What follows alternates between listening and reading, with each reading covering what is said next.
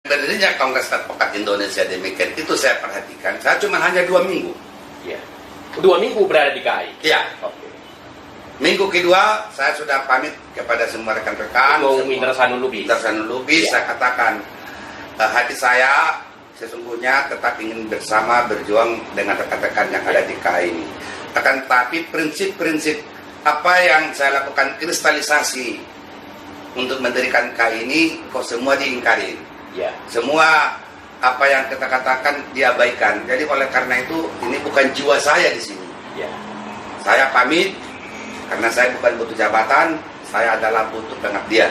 Oke. Baik kepada keluarga maupun kepada masyarakat bangsa negara untuk tegaknya hukum dan keadilan. Nah, berarti koreksi abang waktu itu bahwa Kongres Advokat Indonesia seharusnya tidak memakai KAI. Bukan. Ini harusnya Pradin. Itu komitmen awal dibangun. Iya, itu awal. Yang kedua kemudian mekanisme dalam Kongres Advokat Indonesia yang dibikin dari pagi selesai sore jam 3 karena saya juga dan abang juga pelaku di situ itu tidak sesuai dengan mekanisme yang abang harapkan. Iya. Dengan itulah kemudian abang menyatakan menarik diri dari pengurus DPP pimpinan Indra Sanulubis ketika itu. Iya. Nah setelah kemudian abang keluar 2 minggu setelah abang kita dilantik menjadi pengurus DPP, abang kemudian melakukan langkah-langkah apa setelah itu?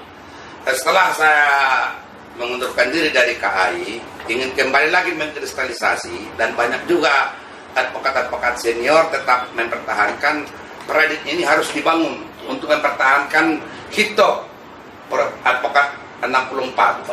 Karena pada waktu tahun 64 itu hito 64 ya? 64. Karena hito 64 itu sebenarnya mereka juga ada beberapa organisasi advokat bergabung menjadi satu, Pradin. Ya, Pradin. Setelah mereka deklarasikan Pradin itu. Pradin ini. Kalau dulu sebelumnya itu akan ada Bali Advokaten, ada Sumatera Advokaten, ada Yong Advokaten. Oh itu yang kemudian bergabung dalam Pradin itu. Pradin. Luar biasa. Oke. Nah di situ karena pada saat mereka terpecah-pecah pada waktu itu begitu kejamnya PKI ataupun komunis, sehingga mereka ini bersatu padu menyusun kekuatan politik hukum terhadap Profesor Advokat, maka mereka deklarasilah di Solo. Bukan di Jakarta. Kenapa di Jakarta nggak dapat mereka kuasain? Oh, tidak mendapat. Tidak ada nyaman, tidak dapat tempat di Jakarta tahun 64 itu. Ya. Karena seluruh dikuasai oleh PKI.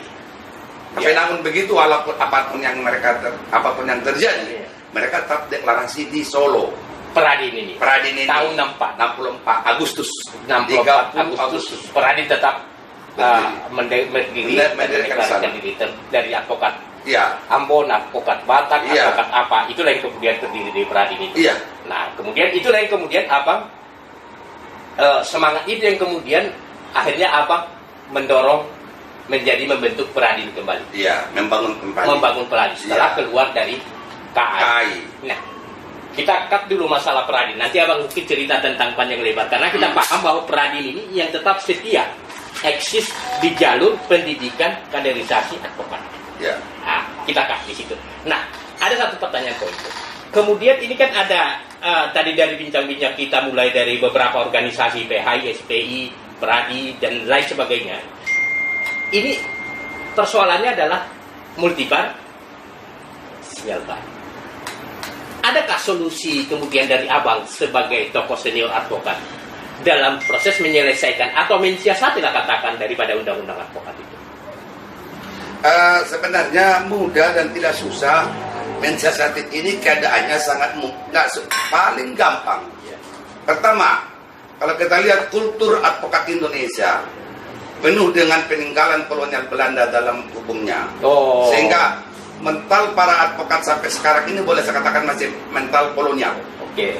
Kenapa saya katakan mental kolonial? Karena egosentrisnya yang diutamakan mengumbar segala sesuatunya. Terlepas daripada materi yang dia kejar, tapi yang ada melekat pada diri seorang advokat Indonesia adalah egosentris. Egosentris. Masing-masing advokat egosentris. Alhamdulillah saya tidak akan pernah mau di situ. Tapi inilah bagian yang tidak bisa dilupakan, tidak bisa lepas dari advokat Indonesia, egosentris ini. Kalau dirinya sudah menjadi seorang advokat, rasanya dia dunia ini sudah dunianya. Tidak lagi apalah yang dia menghalang-halangi baginya. Semua akan dia perlakukan apapun. Semua sabdanya adalah maha benar. Ini yang sesungguhnya yang keliru. Nah, hal-hal yang demikian itulah Bang lihat, sehingga saya harus kembali ke Hito Pradin 64. Oke. Berarti solusi daripada single bar atau multibar tetap abang bertahan atau memberikan gagasan baru dalam hal ini untuk menyelesaikan persoalan konflik daripada organisasi advokat. Apa kira-kira? Apakah kemudian berupa federasi atau entah apalah yang kemudian apa kira-kira yang gambaran abang untuk kemudian bahwa para organisasi advokat itu mau duduk bersama dalam hal menyelesaikan setiap permasalahan. Karena persoalannya begini, ketika kemudian satu advokat, katakanlah ada pengacara besar waktu itu dipecat oleh salah satu pengacara besar juga karena alasan kode etik, kemudian pindah ke organisasi lain. Begitu. Nah, itu akan terjadi. Sekarang juga banyak begitu. Ketika dipecat dari organisasi A, dia pindah ke organisasi B. Nah, ini menjadi problema dengan multibar seperti ini sekarang. Tidak ada acuan. Ada yang melaporkan klien misalnya ke organisasi A, dipecat dari sana, dia pindah ke organisasi. Ini kan menjadi problem yang sekarang kalau istilah istilah sekarang ini lompat-lompat pagar dan tidak tertib administrasi dan tertib etika. Kira-kira apa yang abang kira-kira kasih gambaran tentang poin ini? Dua-duanya tidak dipakai. Karena apa? Kalau pada waktu naskah akademik yang kami ajukan dulu ke DPR, tidak begitu. Ya. Substansi yang diatur di dalam undang-undang advokat yang ada sekarang. Apa itu Pak? Substansi yang diatur? Substansi yang diatur dalam undang-undang advokat ini di sini adalah perlu pengawasan yang independen dan terorganisir. Ya. Perlu pengawasan independen dan terorganisir. Artinya bukan seperti walaupun substansi yang ada di undang-undang advokat itu ada komisi pengawas, mana berfungsi. Tapi yang dimasukkan naskah akademik yang kami usulkan ke DPR waktu itu tidak demikian fungsinya. Ada komisi pengawas yang independen itu dibentuk oleh undang-undang. Dibentuk oleh undang-undang. Bukan organisasi advokat. Bukan. Nah, dibentuk oleh undang-undang itu, di situ ada lagi penjabarannya pasalnya itu. Substansinya mengatur dibentuk oleh undang-undang itu dari semua unsur. Jadi sehingga nanti ini betul-betul independen bisa berjalan sebagaimana mestinya. Yang menjadikan yang disebutkan dengan apakah itu dewan, apakah itu forum, apapun sebutannya, tapi yang legitimate sesungguhnya disinilah untuk membangun berdirinya profesi advokat ini yang sangat terhormat dan officium nobile. Itulah naskah yang kami usung. Bukan seperti substansi yang ada sekarang undang-undang advokat, mana ada pasal lebih pasal. Coba kita perhatikan teknik pembuatan undang-undang. Itu bab 1 dengan bab berikutnya harus nyambung. Undang-undang advokat coba lihat bab 1 bab seterusnya nggak ada yang nyambung itu. Apalagi di dalam bab itu ada pasal 1 atau pasal berikutnya itu nggak pernah nyambung ini semua. Berarti dengan demikian undang-undang advokat sekarang ini sebenarnya tidak sempurna. Tidak sempurna. Artinya punya potensi, artinya punya sumbangsi yang membuat kemudian banyaknya organisasi advokat dan terpecah-pecahnya. Iya, itulah semuanya penyebabnya. Karena naskah akademiknya tidak ada. Saya ingat betul tahun 2011 uji materi di MK. Saksi ahlinya itu saudara Yusri Lija Mahendra. Saya cuma satu pertanyaan saya. Pada waktu itu dia sebagai menteri kehakiman. Saya tanya, apakah naskah undang-undang advokat ini memiliki naskah akademik? Tidak. Nah, selesai. Kalau kita sudah suatu undang-undang tidak memiliki naskah akademik, berarti kan tidak ada muatan ilmiahnya. Kajiannya tidak ada. Tidak ada kajian yang benar. Berarti terburu-buru sebenarnya undang-undang. Bukan terburu-buru, karena pada waktu 2002 itu dibahas, anggota dewan itu termasuk almarhum Profesor Sayatapi. Dia sepakat dengan saya juga duduk berendeng dengan beliau itu pada waktu dikatakan ini undang-undang apa yang dibahas. Udah ngomong dia naskah akademiknya nggak ada. Karena naskah akademik itu saya kasih langsung kepada beliau. Tanya, saudara dari mana? Saya bilang saya mahasiswa UI. Oh, masa situ ini mahasiswa UI? Saya di Pasca, Pak. Baru dia terima. Dia baca. Berarti sebenarnya Profesor Sayatapi segagasan dan seide dengan abang. Iya, waktu itu. Nggak lama kemudian dia mengundurkan diri jadi anggota dewan. Nah, Nah itu, jadi sehingga undang-undang advokat ini boleh termasuk dikatakan undang-undang gagal. Oh, termasuk produk undang-undang gagal. Maka produk-produknya pun pasti banyak hal-hal yang tentu tidak halal lah artinya. Ya, dan dari sekian undang-undang yang dibuat oleh Dewan yang Mulia, yang Maha Agung di DPR sana, antara lain undang-undang advokat ini tidak ditandatangani oleh eksekutif ataupun presiden sampai detik hari ini. Sampai detik hari ini.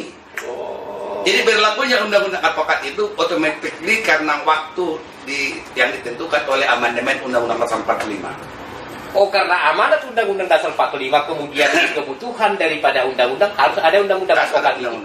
Tapi secara yuridis formalnya sebenarnya banyak hal yang pertama adalah pembahasannya, kemudian kedua pasal-pasalnya bertolak belakang satu dengan lain, terus kemudian dalam rangka penetapan kemudian dia untuk berlaku di seluruh ini ternyata tidak ditandatangani masuk dalam staf negara. Bukan demikian. Staf negara. Bukan demikian.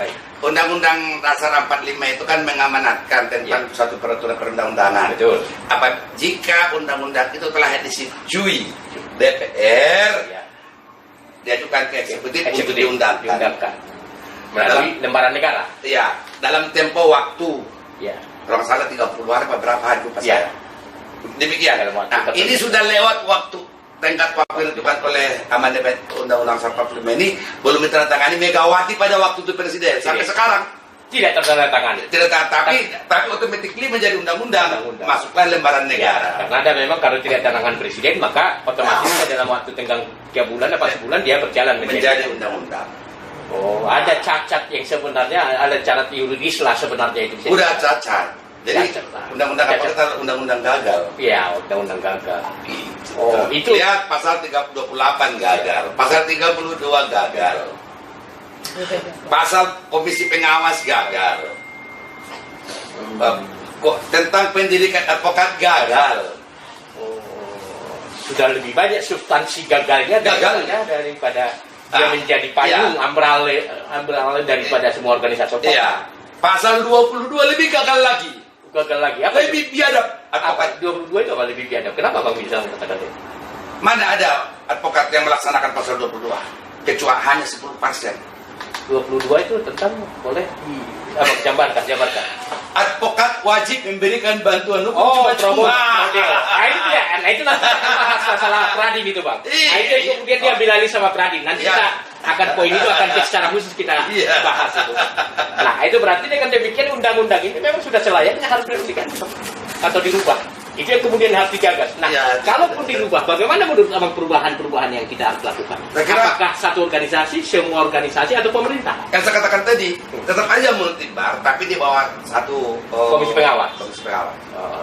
Ataupun semua sekarang profesi, ada profesi hakim, profesi jaksa, profesi polisi, apalagi yang tidak punya etika, kode etik, komisi kode etik kan cuma advokat. Ya, secara nasional. Yang yang ada parsial. Betul. Hanya organisasi advokat punya komisi politik ada. Nah, kalau ini mestinya digagas dibuat di dalam undang-undang revisi ataupun perubahan ini adalah dibuat satu dewan ataupun dibuat satu mahkamah advokat. Mahkamah kooperatif dari gambaran apa kira-kira apa ini? Bagaimana? Siapa di situ? Dan itulah naskah akademik yang kami usulkan pada waktu undang-undang advokat ini dibahas. Sudah diusulkan sama waktu itu. Tapi ternyata tidak tertuang dalam undang-undang advokat ini. Iya. Harus ada mahkamah advokat yang bertugas khusus untuk baik mengurusin intern maupun ekstern. Oke. Karena organisasi advokat. Iya. Oke. Jadi nanti di mahkamah itu mungkin organisasi advokat masih baru berdiri, dia tetap harus diakomodir oleh mahkamah. Berarti advokat organisasi advokat tetap ada. Ada. Tapi ada mahkamah advokat. Itulah wadahnya ya. Karena di situ terbentuk idealisme profesi. Oh. Dan itu tidak ada di undang-undang advokat. Dihilangkan yang diusulkan dari apa? Naskah akademik yang naskah akademiknya. Oh, berarti dengan demikian sebenarnya sudah ada solusi sebenarnya. Sudah. Ya, kemudian tinggal undang-undang advokat yang kemudian dilakukan perubahan, mengundang para organisasi advokat untuk membentuk mahkamah. Sebenarnya nggak perlu itu. Cukup aja kesadaran buang egosentris masing-masing advokat Indonesia ini, ayo kita bentuk Mahkamah Advokat. Mahkamah Advokat Indonesia, MAI. Kenapa nggak lebih keren? Keren, sangat. Dan organisasi yang lain tetap hidup. Hidup. Nah, siapa kira representasi daripada setiap organisasi harus ada di Mahkamah Advokat ini semua representasi daripada. Oke, luar biasa. Ya, luar biasa. Itu kita dalam substansi yang kita buat dalam naskah akademik itu waktu sudah ada itu representasi setiap organisasi, karena yang bertanggung jawab terhadap anggotanya adalah organisasi, bukan Mahkamah Advokat Indonesia yang mengurusin advokat. Itu tanggung jawab dari masing-masing organisasi. Iya. Oke, baik pendidikan, semuanya. Iya. Nah, yang diurus dari Mahkamah Advokat ini apa aja nanti? Nah, termasuk maraknya perlindungan advokat itu sendiri. Betul. Sekarang ini advokat banyak korban bergentayangan di mana-mana, ditangkap, ditahan, bahkan dibunuh. Betul. Banyak juga advokat bajingan. Dan banyak juga pura-pura advokat. Pura-pura advokat. Banyak seperti kita ketahui beberapa tahun yang lalu. Kok masa seorang hakim ngelibas majelis Jakarta Pusat? Itu kan bukan perilaku advokat, perilaku preman, itu bandit. Nah, ini yang perlu kita lihat, di mana salahnya ini. Siapa, bagaimana? Bisa sampai premanisme muncul di premanisme dalam persidangan. Buka ikat pegang libas langsung, ini kan nggak betul. Berarti ada sistem yang salah, undang-undang advokat sudah salah memang. Ya, menghadirkan menjadi premanisme. Nah, itu mestinya kalau ada Mahkamah Advokat. Nah, itu dari menegor organisasinya. Siapa anggotmu? Ya. Kamu urusin atau kami yang mutusin. Kan gitu. Jadi terserah sentral. Jadi nanti Mahkamah Advokat itu sudah setara dengan Mahkamah Agung, Mahkamah Konstitusi. Ini banyak korban-korban advokat yang dikandangin, yang disandra. Baru-baru ini kota saya sebulan yang lalu disandra di Kupang oleh oknum jaksa. Gila. Nah, itu poin menarik itu sebenarnya nanti masalah kesetaraan itu. Undang-undang advokat itu menyatakan kan, undang-undang menyatakan bahwa Mahkamah Agung diatur oleh undang-undang, kita diatur oleh undang-undang, tapi undang-undang kita ini lemah. Karena apa? Dari advokat itu sendiri membuat lemah. Coba kita bentuk wadah Mahkamah Advokat Indonesia, MAI. Nanti rekrutmen anggota tetap di representasi organisasi. Karena nanti baratnya bermasalah, Pradin gitu. Yang tegur itu, ketua, siapa ketumnya, Rambe, panggil tempat-tempat bermasalah itu. Kami tunggu laporannya. Begitu. Dan begitu juga, saya teriak, Mahkamah tolong ini anggota saya lagi ditangkap di sini nih. Nanti Mahkamah yang berhubungan menginvestigasi ke anggota Pradin yang ditangkap ditahan itu. Apa persoalannya? Kan begitu. Luar biasa, berarti ada Mahkamah Konstitusi nanti. Mudah-mudahan para organisasi advokat yang lain juga gitu bisa mendengar ini untuk berpikir itu, untuk tidak berpikir lagi untuk menyatukan organisasi yang sudah hampir 50 ini. Nggak mungkin itu sampai kiamat dunia pun. Udah nggak mungkin. Nggak mungkin. Siapa mau menyatukan? Semua sudah punya legitimasi masing-masing. Punya pengesahan dari Kementerian Hukum dan HAM. Dan pertama kali mendapatkan pengesahan dari Kementerian Hukum dan HAM adalah Pradin. Orang nggak bisa memungkirin itu. Berarti nggak mungkin lagi sebenarnya single bar, sudah harus memang undang-undang harus dirubah menjadi multi bar. Tapi dengan membentuk komisi. Yang dimaksudkan dengan single bar itulah mungkin kita wujudkan kepada MA tadi, MAI, Mahkamah Advokat Indonesia. Di situ nanti kita jadikan sebagai inilah wadah tunggal maksudnya, bukan wadah tunggal organisasi. Ini saya katakan tadi awal kita berbicara bahwa organisasi advokat ini kalau ini disahkan menjadi undang-undang langsung ada yang nyalip, kan disalip, saling menyalip.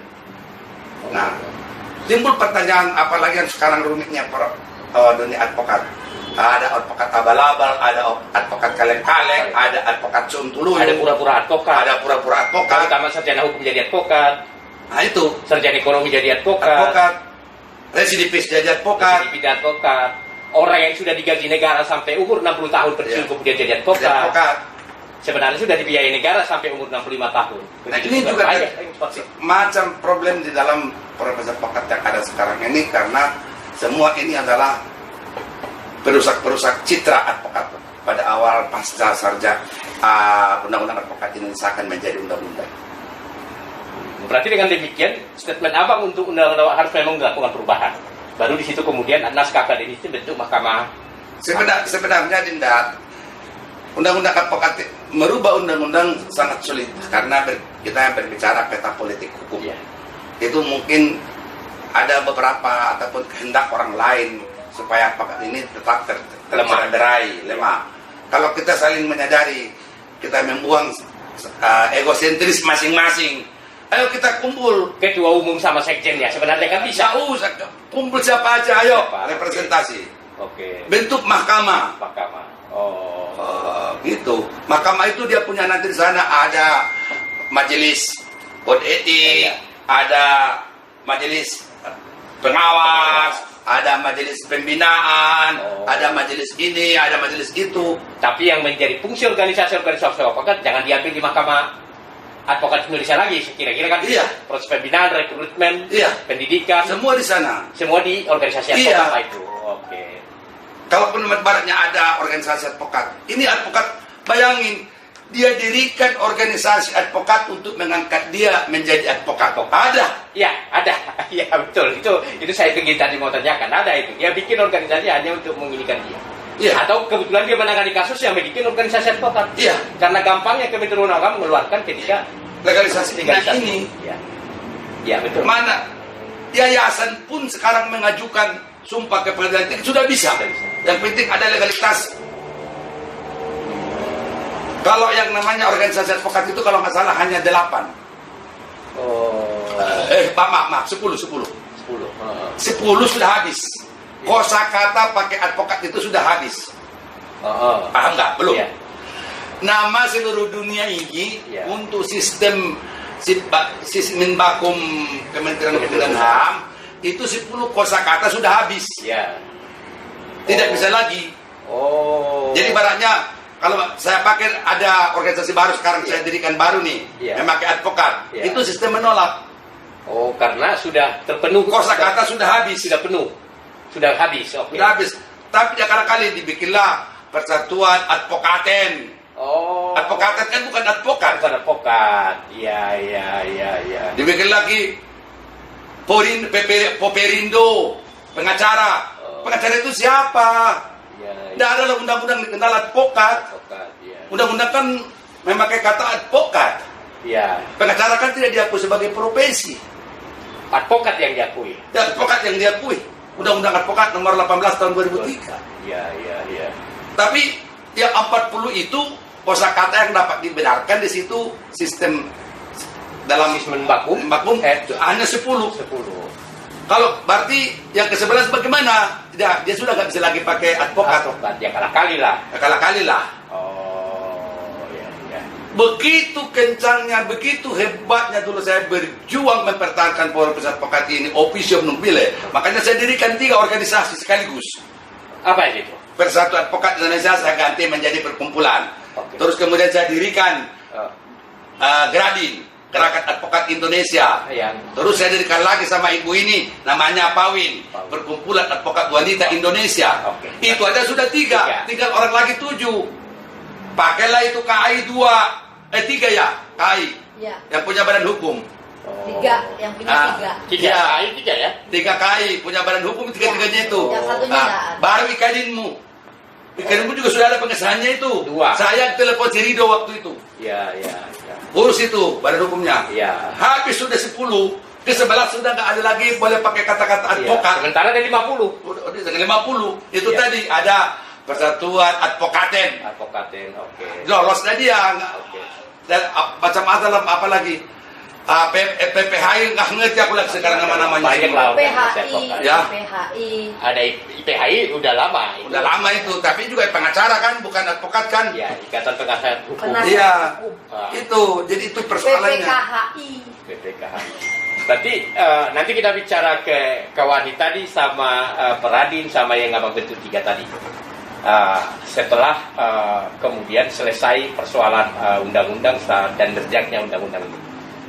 Nah saya pikir itu dulu untuk bicara ini. Nanti kita bisa masuk ke masalah penguasa Orde Baru mengkontaminasi, mendegradasi para besar pekat ini, bahkan campur